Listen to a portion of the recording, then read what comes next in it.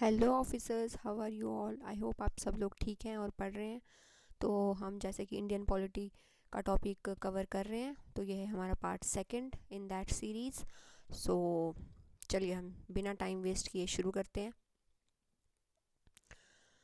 तो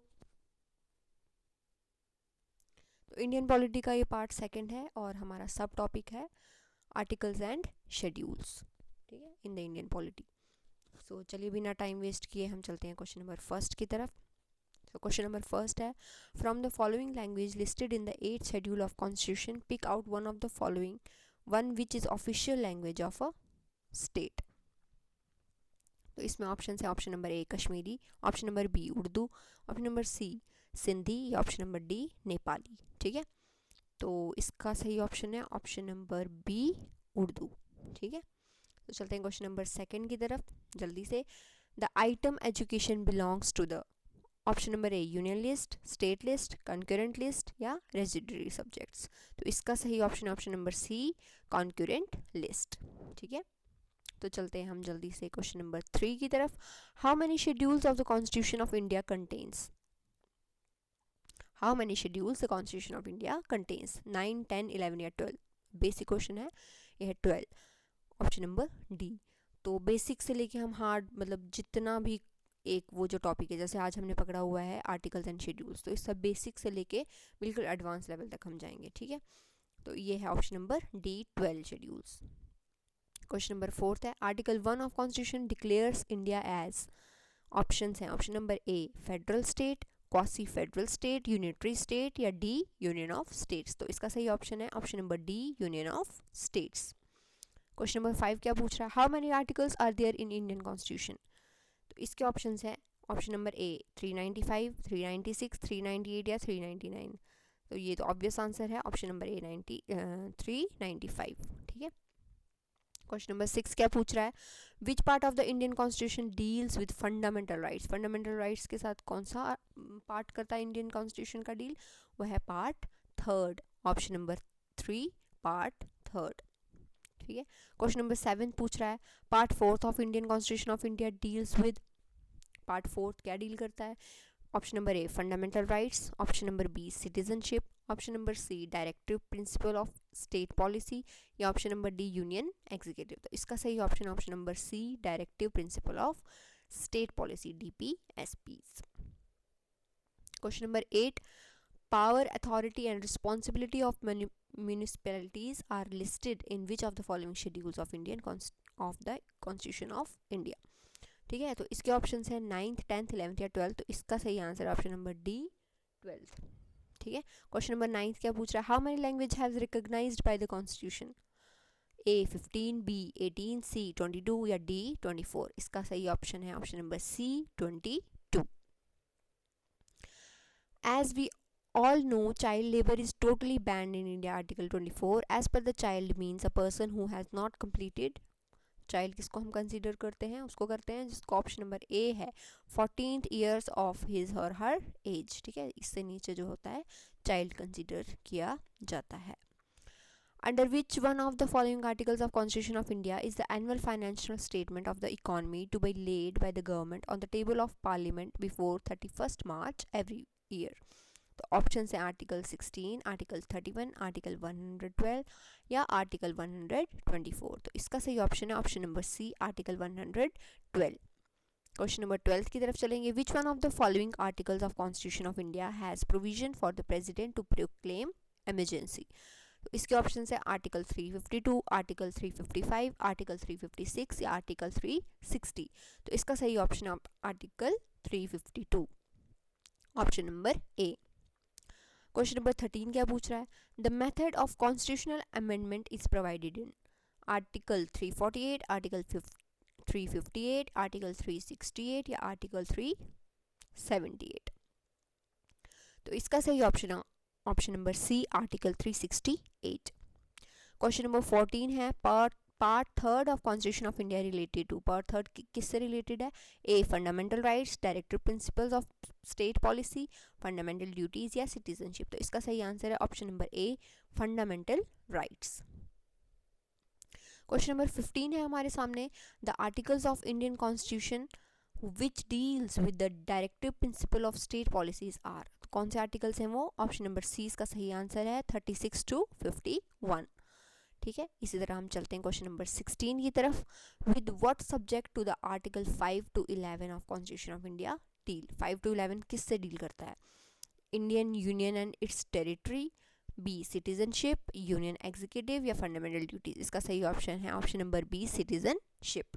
ठीक है, तो मैं जो है बिना टाइम वेस्ट किए स्टूडेंट्स आपको जो है एमसीक्यू प्रोवाइड करना चाहती हूँ। मैं नहीं चाहती कि बीच में मैं आपको मेरा चैनल का मोटो ही यही है, इस चैनल का मोटो ही यही है कि आप जो है प्रिसाइसली कम टाइम में जो है एमसीक्यूज़ कवर कर पाएँ, अपने आप को टेस्ट कर पाएँ। अपने आप को टेस्ट करना is the motto of this channel. ठीक है, और बाकी जो कंसेप्ट हैं या इनसे जुड़ी हुई चीज़ें हैं वो आप पहले क्लियर करके आएंगे। और अगर वो भी आपको डिस्क्रिप्टिव वो चाहिए तो आप मुझे कमेंट्स में लिख सकते हैं, हम उन पे भी प्रॉपर वीडियोस बनाएंगे। लेकिन फ़िलहाल इस वाले चैनल का हमेशा आज भी मोटो यही है और आगे भी हमेशा यही मोटो रहेगा कि बिना किसी एडिशनल लेक्चर के हम सिर्फ और सिर्फ एमसीक्यूज़ वो करें। ठीक है, कवर करें। तो आ गए हम क्वेश्चन नंबर 17 पे। Under which article of the constitution of India can the president of India be impeached? तो इम्पीच कैसे किया जाता है प्रेसिडेंट ऑफ इंडिया को? किस आर्टिकल के थ्रू किया जाता है? Article 61 option number A. इसी तरह क्वेश्चन नंबर 18 है the 10th schedule of Indian constitution deals with? 10th schedule किससे डील करता है? A anti defection legislation, panchayati raj, land reforms, distribution of powers between the union and states? तो इसका सही option है option number A anti defection legislation. ठीक है, question number 19 क्या पूछ रहा है?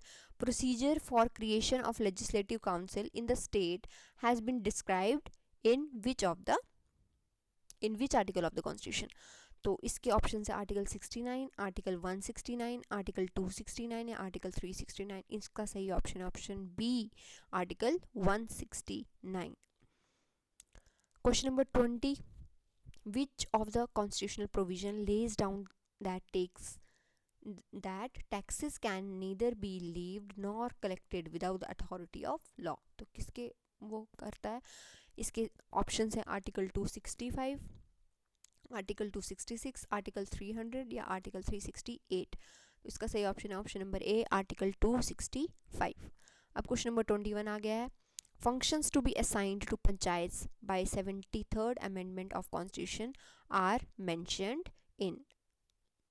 तो इसके ऑप्शंस हैं option number A 10th schedule, option number B 11th schedule, 12th schedule या 13th शेड्यूल? तो इसका सही ऑप्शन है option number B 11th schedule. ठीक है, चलते हैं नेक्स्ट क्वेश्चन। क्वेश्चन नंबर 22 आ गया आपके सामने। Article 249 of Indian constitution deals with? 249 article क्या बताता है हमें, किससे डील करता है? ये है option number D legislative power of parliament with respect to a matter in the state list. ये है इसका सही ऑप्शन। क्वेश्चन नंबर 23 क्या है? Which provision relating to the fundamental rights is directly related to the exploitation of children? ठीक है, तो इसका जो है सही ऑप्शन है article number 24 option number D. Question number 24 आ गया। The article of Indian constitution related to abolition of untouchability is? Untouchability को के अबॉलिशन के लिए कौन सा आर्टिकल यूज किया जाता है? Article 17 option number C. Question number 25 आ गया। It shall be the duty of every citizen of India to protect and improve the natural environment. This statement refers to which of the following article of the constitution of India? इसके option है option number A article 21, article 48A, article 51A या article 56? तो इसका सही option है option number C article 51A। चलते हैं next question पे। Question number 26, which article of Indian constitution enumerates fundamental duties of Indian citizen? इसके ऑप्शंस हैं 50A, 50B, 51A या 51B? तो सही ऑप्शन है option number C 51A। Question number 27 क्या पूछ रहा है? Under which article of the Indian constitution can the president be impeached? ठीक है, ये शायद पहले भी क्वेश्चन आया है तो इसका सही ऑप्शन पहले भी हमने किया आर्टिकल 61। ठीक है, question number 28, by which name या names is our country mentioned in the constitution? कौन से नेम से? India and Bharat, India and Hindustan, Bharat only, India Bharat and Hindustan? सही ऑप्शन है India and Bharat option number A. Question number 29 क्या पूछ रहा है? The constitutional status has been given to panchayats under article? कौन से आर्टिकल के अंडर दिया गया है? 219, 226, 239 या 243? इसका सही ऑप्शन है option number D 243। Question number 30 हमसे पूछ रहा है under which article of the Constitution of India can the Indian Parliament make laws under the residuary powers? इसके ऑप्शन है आर्टिकल 248, आर्टिकल 249, आर्टिकल 250, आर्टिकल 251। इसका सही ऑप्शन है आर्टिकल 248। ठीक है। क्वेश्चन नंबर 31 है the executive power of states are vested in the governor under article dash of the constitution, under article 154(1), ठीक है, ऑफ द कॉन्स्टिट्यूशन।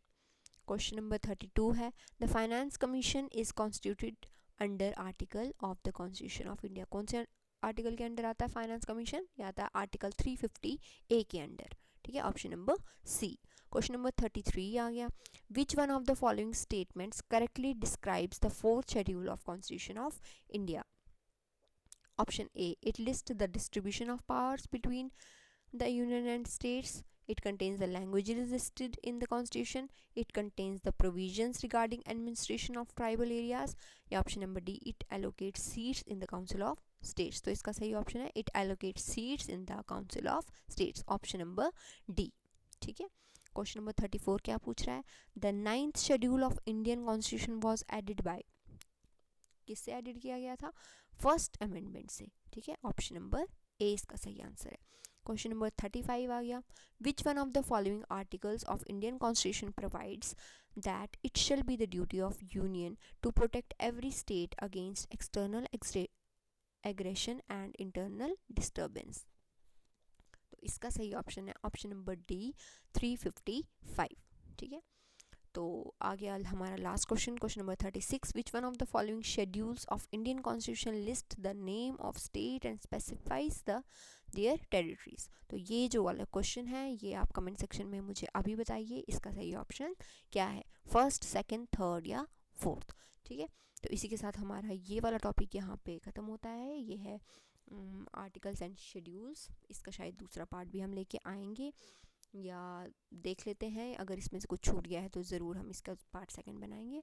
फ़िलहाल अभी के लिए इतना ही, बने रहिए। और अगर आपको अच्छी लगी वीडियोस, अगर आप अच्छे मार्क्स स्कोर कर पाए या नहीं भी कर पाए और आपको कोई भी रियलाइजेशन अगर इस वीडियो से मिला कि हमें और पढ़ना चाहिए या ठीक है कवर हो गया है या इतने मार्क्स आ गए हैं या इतने और आने चाहिए थे, तो इस वीडियो को लाइक करना ना भूलें और subscribe to our channel. Thank you so much.